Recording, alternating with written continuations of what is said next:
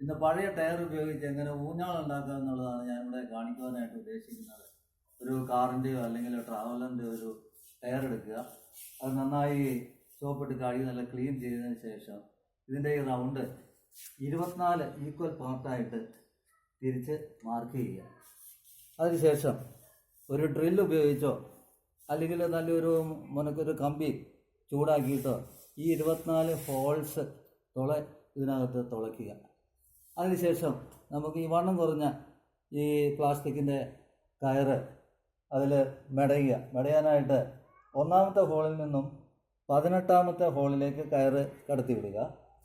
രണ്ടാമത്തെ ഹോളിൽ 17ൽ നിന്നും 2ലേക്ക്, 3ൽ നിന്നും 16, 15ൽ നിന്നും 4, 5ൽ നിന്നും 14, 6ൽ നിന്നും 13.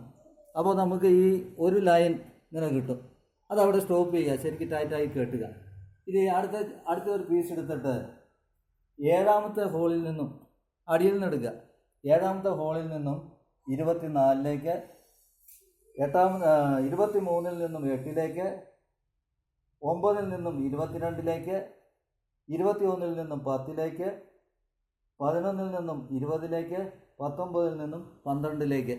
അപ്പോൾ രണ്ടാമത്തെ സെറ്റ് എടുക്കുമ്പോൾ ഇതിനകത്തോടെ ഇങ്ങനെ മെടഞ്ഞ് എടുക്കുക. അപ്പോൾ അങ്ങനെ നമ്മൾ എല്ലാം എടുത്തു കഴിയുമ്പോൾ നമുക്ക് ഇതുപോലത്തെ ഒരു ടയർ കിട്ടും, കംപ്ലീറ്റ് ആയിട്ടുള്ള ടയർ കിട്ടും. അത് നല്ല വൃത്തിയായിട്ട് പെയിൻ്റ് അടിച്ചു കഴിഞ്ഞാൽ നമുക്ക് ഡ്രോയിങ് റൂമിൽ വേണമെങ്കിൽ കുട്ടികൾക്ക് ഇരിക്കാനായിട്ട് ഉപയോഗിക്കാം.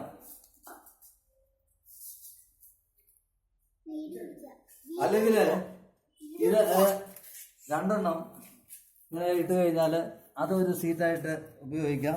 അതുപോലെ നമുക്ക് ഇങ്ങനെ ഇരിക്കാൻ വളരെ സുഖമാണ്. ഇത് ഇരിക്കാനായിട്ട് നല്ല കുഷൻ എഫക്റ്റ് കിട്ടും.